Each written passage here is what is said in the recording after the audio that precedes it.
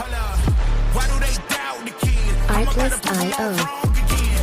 I got a low tolerance, cause they don't even know what the problem is. It's me. You waiting on the boy to fail, then hold your breath and face your death. Cause you play a roulette with each step I progress, no less. Go ahead and place your bet. Cause we know where we at, we know we top tier. Cause all the hate that you bring, we know it stops here. I'm taking off like a rocket here and stopping here. Music licensing reimagined. We gon' always win. Promise that that's not a promise, yeah, that is a threat. You know that I promise to bring the team commas. When the whole team win, that's when you flex. Win, and I'ma do it again. Watch me win, then watch me do it again. Tell 'em I can't take no loss. My team hold no L's, no. Aiming for the top, can't make it by myself. I ain't taking no loss. I ain't taking no loss. Look, come on, always win. I ain't taking no loss. Look, come on, always win. We already know that we the coldest. Watch me heat it up, let me focus. I'm going toe to toe with foes. I know they notice. I kick in doors, they only hope for closing. Why? Cause they know I go again. And when they get it right, I'm the one that can make it flow again. Talk to me nice, my team, they ready to go again. Music licensing reimagined. We don't talk, better know the grind gon' match my walk. I'm a cheat code, I don't take no loss. Making no sense, run up the scope. Cause all I do is win, and I'ma do it again. Watch me win, then watch me do it again. Tell 'em I can't take no loss. My team hold no L's, no. Aiming for the top, can't make it by myself. I ain't taking no loss. I ain't taking no loss. Look, come on, always win. I ain't taking no loss. Look, come on, always win. I'm winning again and again, and it's all on repeat. I'ma just sit at the top 'cause I'm running it, dog. On me, I don't know defeat. Had to get back on the phone. I told them don't play with my name 'cause I know that it rings. They want my spot at the top with the crown. Music licensing reimagined.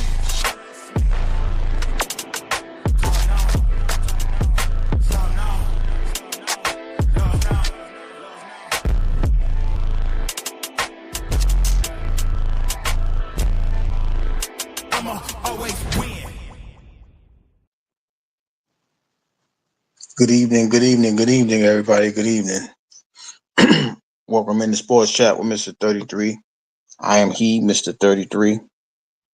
And as we always do on a Monday, we always start the show with Monday Night Raw on Netflix. So let's just go in here and have the talk, right? So the show started off with John Cena making his first appearance since they undogged Cody Rhodes out. And,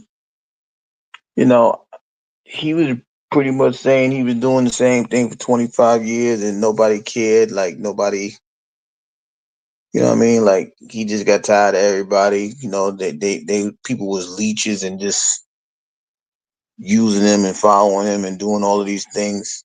Like, he made it seem like it was a bad thing that he was a good guy for 25 years. And now he's tired of everybody, he tired of doing things for everybody, and just like I said, being a good guy. Now that would be funny, right? Because a lot of us have already spoken about the good guy finishing last. So if he felt that way, he picked a fine time to become a bad guy, right? Being bad out the door. Now a lot of us have probably had that experience. Like, what? This is our last day at the job. We're going to turn up. We're going to turn out. We're going to do something goofy. We're going to do something that leaves a stain. What do they say? Let's give them something to remember us by. 9 times out of 10, that's not a good thing. So, I just figured out, it's been a long time since he's been doing that, right? So, he's speaking and speaking. He telling everybody, y'all, he making the kids cry. Well, let me just say this. He's really selling the hell out of this role, right? Like being a villain. I don't know, you go make a Wish Foundation and do all of these things and then you turn around and be a villain, right? But then Cody comes out and pretty much says, who is this? This is he's like, this is not, hustle, loyalty, and respect. I'm paraphrasing, of course. But wherever John Cena is at, you better go get him, because this guy right here, I'm gonna retire his ass early. That's what he said. He said that to John Cena. And then, he dropped the mic, and then John Cena just looked it all crazy, like, damn, I ain't got nothing else to talk about. Like, the segment was he really made it a nice little monologue, about 20. He was about 20 minutes in. Then Cody came out, and I said he made his points. I don't think they were good. I don't think nobody was buying it, right?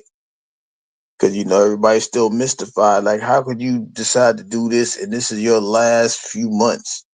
Like, what are we talking about here? But he said what he said. He's feeling what he's feeling. Uh, like I said, Cody came out there like, well, whoever this is, you better go find John Cena, because I'm gonna retire him early. And I was like, that's crazy. He talking crazy. He just got whooped by these people. And now he's sitting there talking crazy. Right? So, like I said, that was about the first half hour of Raw.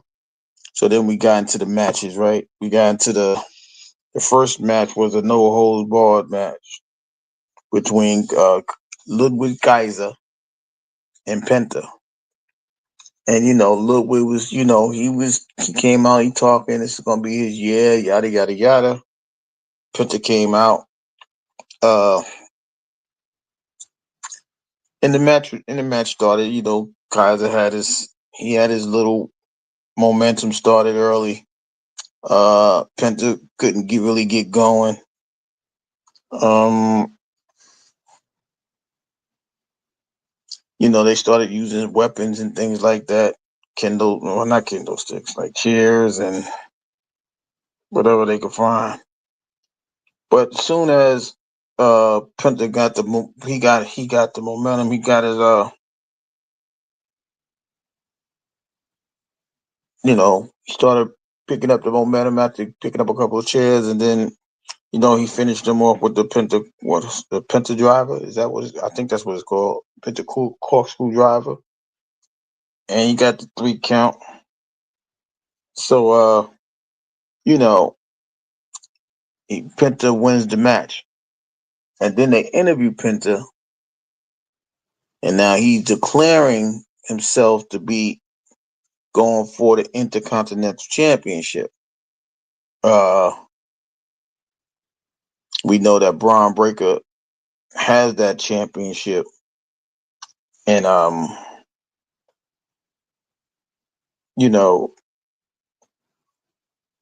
he's just telling Braun, I'm coming for that belt. So whatever happens, I'm coming for it, right? And then that segment ends, and then we have the next match was Dakota Kai versus Ivy Nile. Ivy Niles, she's trying to she's making a name for herself, those little a little Chad Gable part 2. Nah, what up though? Right? Um but that match was back and forth as well. Dakota Kai, she started gaining the momentum, and then the Creed brothers came out. And then they got involved, and then LWO came in and got involved. Then the LWO chased them out of there. They chased the Creed brothers out of there. Well, they punished the Creed brothers. Then after that they chased Chad Gable up out of there. And then Dakota Kai, she ends up taking the momentum. She gets the pin. She gets the 3 count, and Dakota Kai wins that match. Nothing really to nothing really to write home about these matches tonight. But we have to go through it bit by bit. The Bianca Belair and Io Sky, they have the contract signing. They sign the contract, and then you hear Rhea's music, and then she comes out there, has a hissy fit, goes crazy, and then all of a sudden she's signing the contract like she's a part of the match. So, she after all of that, she signs the contract, she takes off with the contract, whatever the case may be. That ends that segment for that particular point in time. Then we go to the next match, which was Jey Uso against Austin Theory. This was a quick match before you can even go get you some snacks and stuff to get ready for the main event tonight. Jey Uso made quick work. He spared the dude real quick. And Jey wins the match. Jey wins the match, man, quick. Then they go on and they try to get on Jey Uso or whatever. So now they challenge Jey Uso, find him a partner. Next week they'll tag up against Jey Uso and whoever he finds. But like I said, Jey did he did some quick work with that. LWO versus Creed Brothers. Another quick match. We see that Creed Brothers had an advantage. Then all of a sudden, Dragon Lee and Rey Mysterio, they took over. Rey Mysterio did his patented 619. Then, his finishing maneuver, the pin the Creeds. And, but Julius, on the Creed side, Julius actually did some work. He looked at like, he might be a singles competitor. But in this match, it didn't matter because they didn't win the match, right? They lost to the LWO guy. As we think it's what's the guy, the Americano guy? We think it's Chad Gable, but of course we ain't supposed to know, but we do. And then he's out there. He's not really doing too much to get involved, but his guy, well, the Alpha Academy looked at bad as they lost all their matches tonight. That's just the bottom line. So Chad Gable, either he gonna come out and try to get these people together, or he gonna go on his own once again. And then we got the Intercontinental fight tonight. That was the main event. Braun Breaker and Finn Balor. How do I describe this match? We ain't see Braun in a little bit, right? It's been, I say, about 3 weeks, maybe close to maybe a month, but I'll say 3 weeks. And he looked at ring rusty. He looked at injured, but I'm gonna say ring rust because he ain't been wrestling frequently. But Finn Balor is a worthy opponent. He got him with a couple swing blades. He before Braun, started using the speed. He's a very swift and athletic guy, but a lot of it, he didn't seem to have a lot of it tonight. But once Dom and Carlito came out, he got a little bit distracted. But even before the distraction, he didn't really have anything as far as the normal Braun Breaker movement that he does. Swift with the speed and the ability and the strength was there, but the speed, and it was like something wrong, like he twisted his ankle or something, like he got an ankle injury, I think. But that's neither here nor there. So as like I said, Carlito and them come out,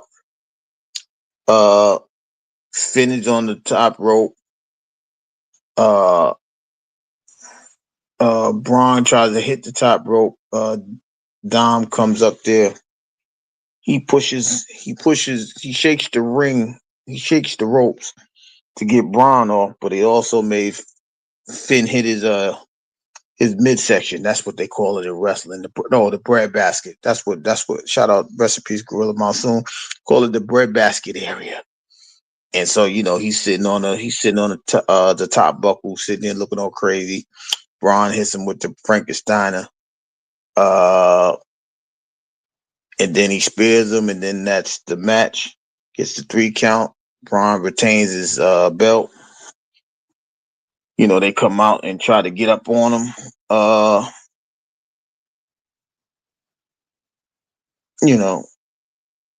think they tried to come out and try to get him. I think Penta came out, try to save him or something like that. And then, that was the end.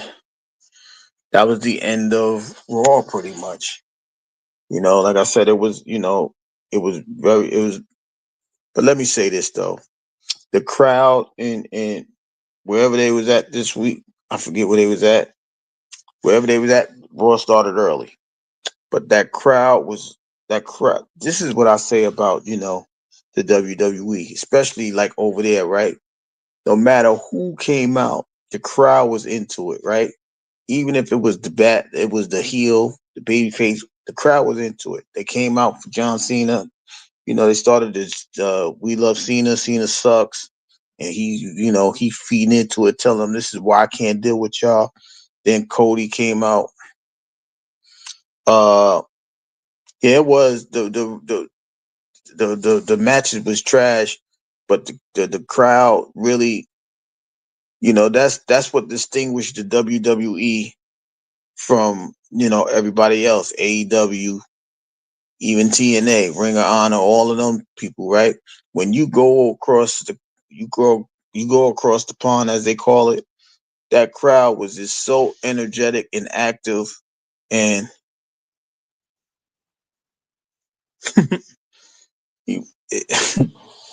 it's so energetic, right? And it gave a lot of the spice, right? Even when we felt Cena was talking like forever, he's interacting with the crowd. The crowd is just cheering and booing like, yo, you suck and all of this. But then when Cody came out, dropped the mic, they sang Cody's song for about 15, 20 minutes, like another 10, 15 minutes rather. The crowd was really into it. It's nothing like crowd participation, but you won't get out of I don't think you can get that participation anywhere else. I don't think you can get it from, you're not getting that even in the States, right? So the crowd in the foreign countries, Germany and Italy, well, Italy is Friday. Those crowds, they was really like, they really gave the energy, even in the Dakota Kai and Ivy Now match. They was so into it, like it was like really enjoying it. And then they sitting there doing the pin counts, counting with the referee and getting excited and they. I'm telling you, when you are in that sport, you pick up the energy from the crowd. If your crowd is dull, you're gonna give a dull match, even though they couldn't get realist what's going on. Even though they couldn't give you the matches that they were supposed to, the crowd made it seem like they was really going to work tonight, right? Like even as fast as Jay was doing more yeeting, he was doing more yeeting than he did fighting tonight, right? So, but it's just, but that's just Jay. But it's just different when the international crowds come out and they come out and perform, and they come out and cheer rather. It just give like, you see, even Jay picked up with the yeeting, right? Everybody yeeting and enjoying themselves. He feeling, the energy's there, right? So, the crowd gave it its all to energize the lackluster matches, but you could see they was truly entertained. even when we think, we didn't see the best, like we didn't see the best of Braun Breaker. We saw flashes from him. We saw Finn, trying to be the old Finn Balor. It wasn't enough. But the crowd just made it seem like everything, man. They made it seem like it was their first time there. You know what I mean? Like a kid at a candy shop. They were so excited. Oh my god, yeah! And and that was every match. Even the matches that was like, they try to give that life, the matches life with their enthusiasm and things like that. But once they get, you know, once you get that raw. See, that's why I can't really deal with Raw. Because even when Seth came out and they sang his song for about 10 minutes, he's just out here talking about nothing. He didn't even say nothing. He didn't really say nothing. He said the crowd was so into it, he couldn't even talk about Roman Reigns. And that's what I'm saying. When you got that enthusiasm from the crowd, man, sometimes you go off key, off script, right? And for Seth Rollins, that's what happened at the end of the night. Like he couldn't even really talk about what happened with Roman. I guess he was supposed to say, "I'm gonna punish Roman." He didn't even say anything about to that extent. Right, that's what I'm saying. He ain't say nothing. He just went out there like, "Damn, this crowd hitting," and you know what I mean. But just now, if you seen that, that's the international crowd. Wait till they get to Vegas and WrestleMania, where everybody flies in, and them 2 nights they picked the right venue for it, Vegas, because man, they gonna be partying them 2 nights, and that's what we got about another month to go with that. But yeah, the crowd really try to do their thing tonight, keep it interesting. Try to, you know what I mean? Uh, they try to keep this thing going, but but like I said, it was more exciting. The back and forth between Cena and Cody was more exciting than most of the matches. And that's always, if you guys have been following me, I've always been complaining about that with Raw, because they don't give the type of matches that they supposed to be giving. You know what I mean? Like they're giving us LWO and Creed Brothers, and we want the matches to be hitting. We want the matches to be exciting. And even though the crowd try to make it sound like it was exciting, for us in the States, we don't really think that it was hitting like it was supposed to. Uh, but other than that, like I said, the more intriguing situation was that Rhea Ripley is uh trying to find his way, trying to find her way into this match. She unsigned the contract, her name is her name was on the contract. She had a dotted line to sign and everything. So we know Adam Pearce is going to surrender this, that he going to give into that request in the next couple of weeks for sure, if not already, right? But then even backstage when Bianca's like, "Yo, you in the way," and then Io, they just be tossing little Io all over the place. I be feeling bad for Io sometimes, but she want to be the champion. Y'all not gonna disrespect me no more. Like you get your little Chung Lee ass about. They talk about little stuff. That's like word in the midgets. You want to throw the midgets all over. That's how he was looking with Io. But Rhea got mad and started throwing everybody all over the place. Like, yo, listen, put me in the match. My name is on the contract. So we're gonna get a decision about that sooner or later, and that'll be up to come. We also heard, like I said earlier, that Penta wants to go for the Intercontinental belt. We'll see what happens with that. I don't know. Ludwig Kaiser, he'll probably try to intervene in that, or say, "Nah, I'm the number one contender," or whatever he gonna do. So we got to keep an eye out on that. Somebody's aiming for Braun Breaker, which is kind of refreshing for a change. I thought it would be Karrion Kross, but we know AJ Styles is in the back looking for a WrestleMania moment, and I think he was supposed to call them out. I don't think he called Braun Breaker out yet, but He's supposed to call him out. That probably be coming soon. Um, we didn't even have a New Day appearance. That's how you know things was just gonna be real quiet tonight. Cause New Day they trying to act like they gonna be involved with a show, and they didn't even appear. So you know, so the night was really quiet on the I almost said SmackDown on the Raw aspect, but like I said, uh, the matches were not like I said. Jay probably had like a 7 minute match. I don't know if John Cena and them ran too long. I don't know.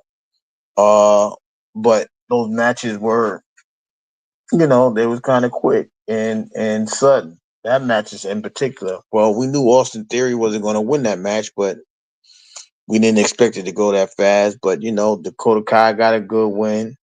She beat Ari now. I guess she about to try to get herself back into one of the belts, whether it's U.S. title, Lyra Valkyria belt, or yeah, it's got to be Lyra Valkyria belt because she ain't gonna fight Io. If she fight Io, that's going. Well, Damage Control ain't been the same anyhow. You know. So if that does happen, but I don't think that'll happen. But we'll start looking at the matches at WrestleMania as soon as they start putting more matches up there for sure.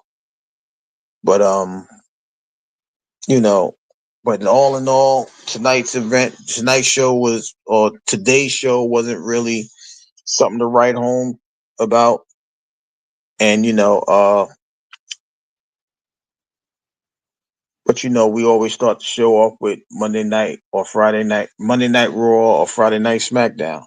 So we honored that tradition that we started here, and we just had the conversation.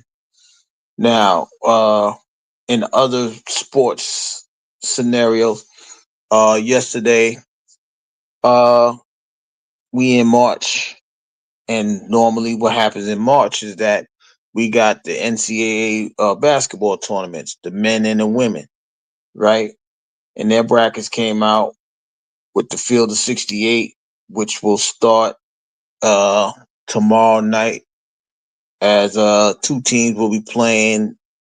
There'll be two games tomorrow night, two games Wednesday night, and then the actual Field of 64 will start Thursday around 12 o'clock on various channels or various networks. Uh, we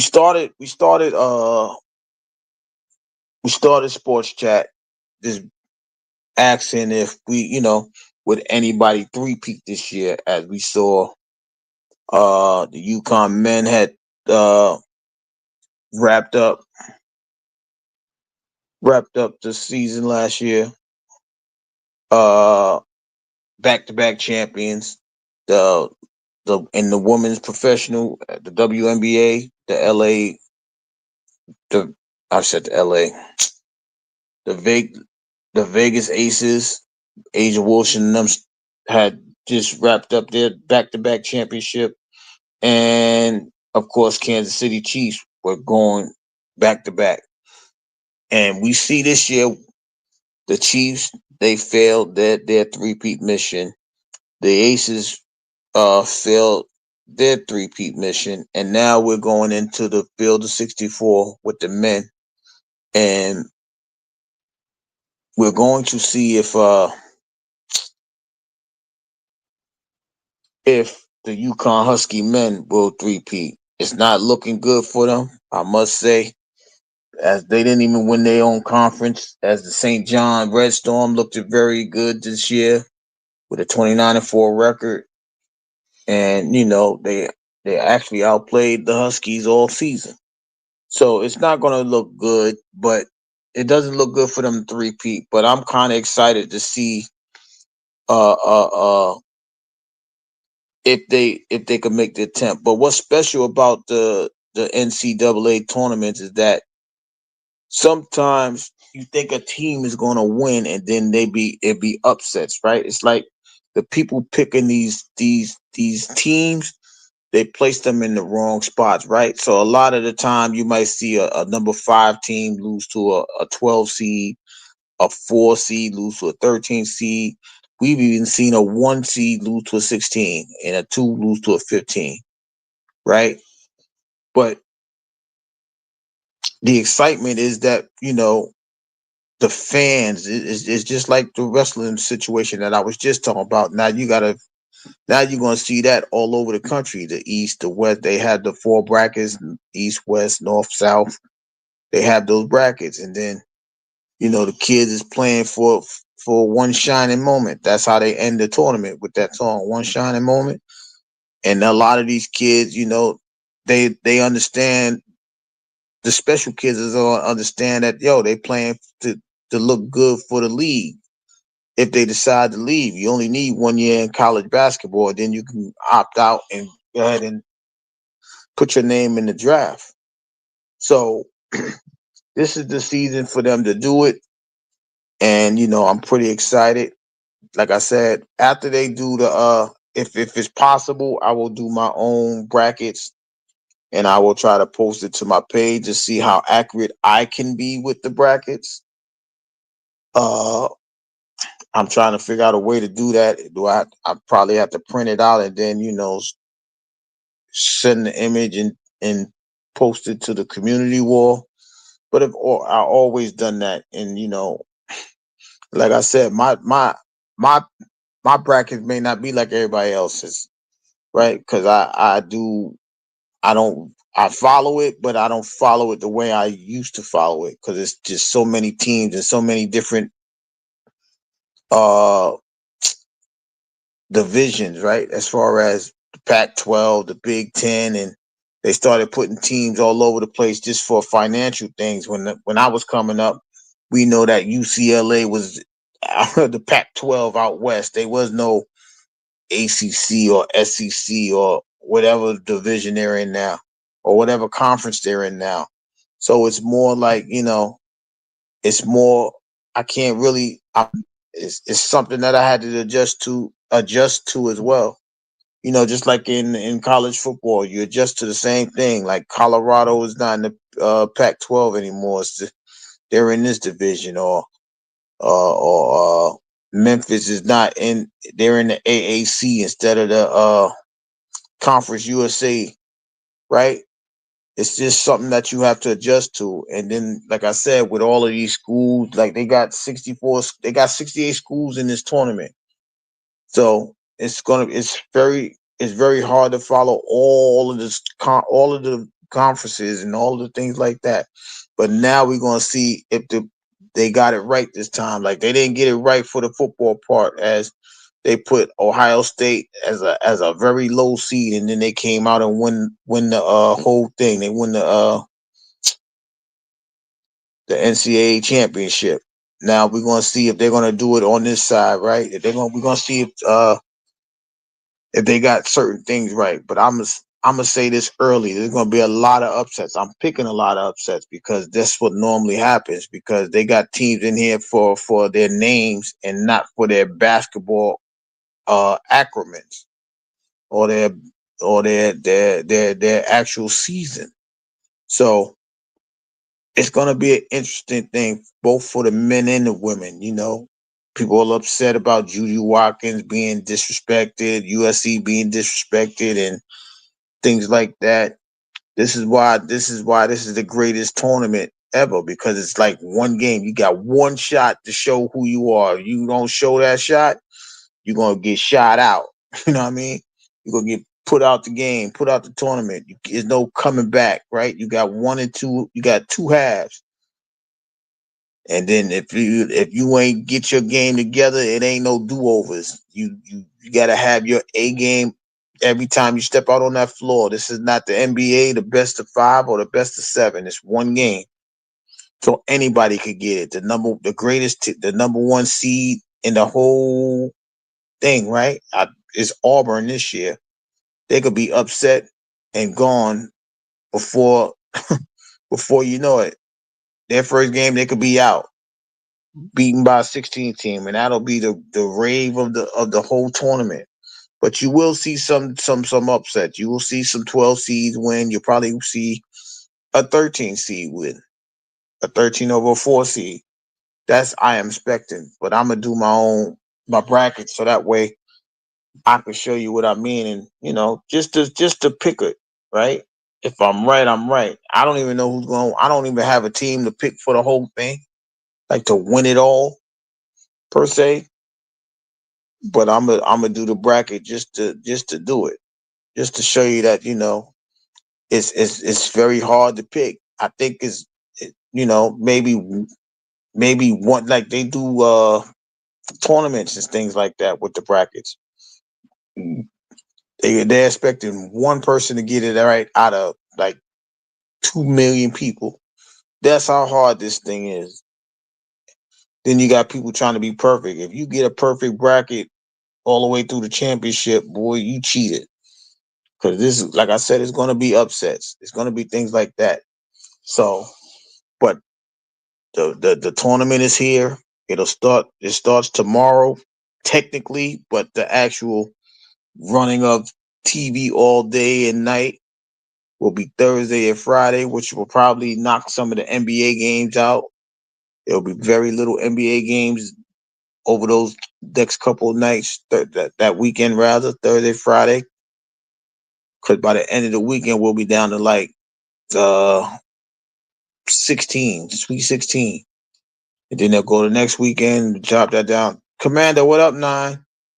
Right? And like I said, that's for the men and the women. So for the basketball enthusiasts, this is your time to shine. And I will be keeping up to date with that as well. And not only that, what time is it? 12 o'clock. In about 6 hours, Major League Baseball will be starting already, right? As you got the world champion Los Angeles Dodgers playing the Chicago Cubs in Tokyo. That'll be the beginning of the season. They play a couple games there before they head back to the States and then start the actuals. The rest of the players or the rest of the teams will start on the 27th. But they always, like in the NFL, they give the champs their time to shine, and they will be shining in Tokyo at 6 o'clock this morning, out American time or Eastern Standard Time. It'll be earlier than that everywhere else. 3 a.m. Pacific. It's 3 a.m. in LA to start the season for them. But baseball is back. It's starting to roll up. It's starting to roll in. You got the NBA season. They're down to like their last 15 games, 15, 16 games before they start the playoffs next month. So everything is moving along. And, BDB, what up, 9? How you feeling? How you living? And with all of these sports that's coming in, you know, we're gonna do our best to keep you up to date with all of them. It sounds like a daunting task, but how could I be sports chat without keeping it moving? You know what I mean? Keeping it updated, keeping it fresh, you know, keeping this thing going. So that's what we're gonna do over here. As far as that, you know, but that was really it in the world of sports tonight. You know, I just, like I said, I normally just come up here and speak about you know what happened on Raw, and Raw was kind of quiet, and then like I said, I just updated everybody. Shout out to you, BDB. That's how we be feeling about the battle of the beats. You know what I mean? But that's what we do. In all seriousness, I know I'm broadcasting from the Channel 9 studio, but I can't. None of this will be possible without the nines that supporting me. Whether it's BDB, Coach D Riley, aka the Word, and Commander with the What Up Nine. But all this, this is what we're trying to. We're trying to bring things together. We're trying to, have an aspect that everybody can come and congregate and enjoy, and just feel comfortable and have the conversation. Like I said, whether it's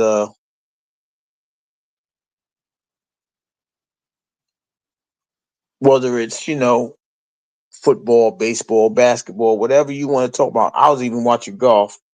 I was watching golf today, and uh I seen some I seen some pressure on the golf course. You ain't never, golf is so quiet. You gotta be quiet, and you can't talk before they hit the ball, the golf ball.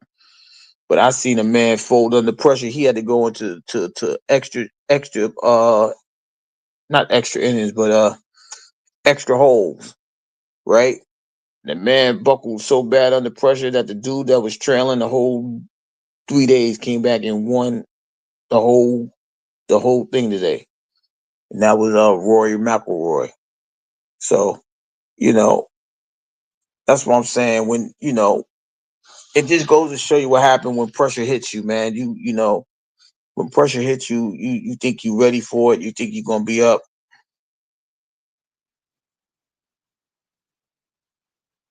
Ain't nothing wrong with that.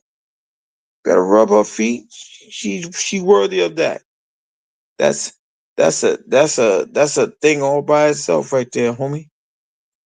But no, you know, people gotta understand, even in the sports world, people we think we apply pressure to these athletes. They apply more pressure to themselves than we actually do. You know, just think about the greats, right? We think they're great, but just imagine, just think about how much pressure they apply to themselves. Think about how much pressure Patrick Mahomes put on himself, or LeBron James, or you know anyone that considers themselves to be great. You put that pressure on yourself. We do that. We do that ourselves, right? When we push live and have these conversations, whether it's about sports. I mean, BDB. Shout out to BDB, right? He puts so much pressure to make sure his Battle of the Beat content is up to par. He got to select the music, which one he think is going to be, you know, the best representation of the artist that he has to display, and then he got to make sure that it's equal, if not better than that opponent that he has him up against, right? But just think about the pressure that we put on ourselves on an everyday basis, right?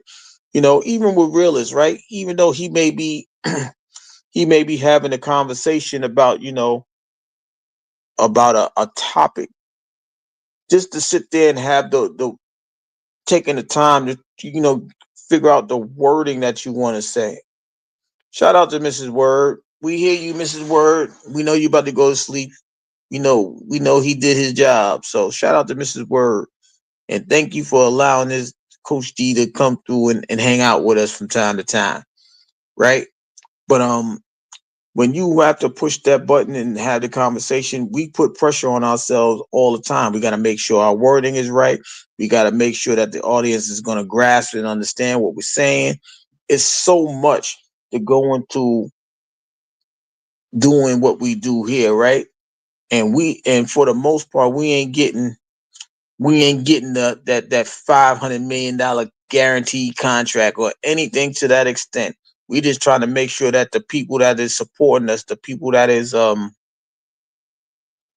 subscribe to us, we making sure that they get what they need to hear. Uh, we just making sure that the content is to their liking, and make sure that they come back. Things of that nature. But like I said, this is just something that this is like, I don't want to say it's like a hobby or a second nature, but these guys are doing it for the big bucks, and they this is this their livelihood, right? We push in, we go back to our normally scheduled activities around the home and things like that. But those athletes, in order for them to get to those championships, they put so much pressure on themselves. Is crazy. And that's the beauty of, like I said, that's the beauty of sports in general, in totality, right? When you can sit there and do those things, when you can live up to the pressure that you give yourself, it's a beautiful thing.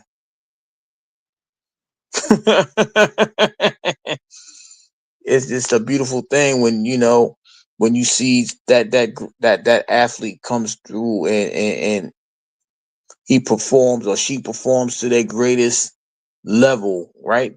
The greatest athletic version of themselves. That's all we try to do here, right? We just try to make people feel comfortable and be the best person that they can be, just by allowing them to have free time to converse or listen to the sports aspect or listen to the music, or even when it's we at word, we just trying to make a better you, a better us type of situation. We just want you to it's not about adding pressure to you. We just want you to know that you can be your great self. You're going to add that pressure to yourselves, but we're going to be here to help you get through it from whatever form of entertainment it is. Like I said, whether it's the music aspect, the sports aspect, or just the coaching aspect, we're gonna do that. We're gonna do that on the Channel 9 network, right? Channel 9 Studios. That's what we here for. We here to give people the morale, the boost, and all of that they actually need going forward. So whether it's here or there, uh, we just gonna do what we need to do going forward. Uh, is you going live? Word? I think you going live tonight. I ain't get no updates, nothing like that. But other than that, though, we'll be back throughout the week to have the conversation. Like I said, college basketball is starting this week. Uh, we'll be over. We're gonna let Word set up his conversation, so we'll head over there and hang out and chill and learn something and converse. But we got college basketball this week. We got both the men and the women.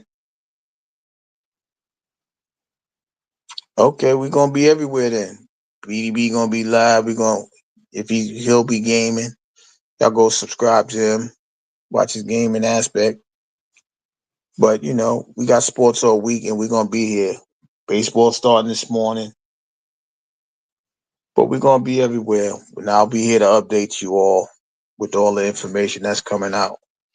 So with that being said, from the Channel 9 studio, Mr. 33 signing out. See you guys on Friday.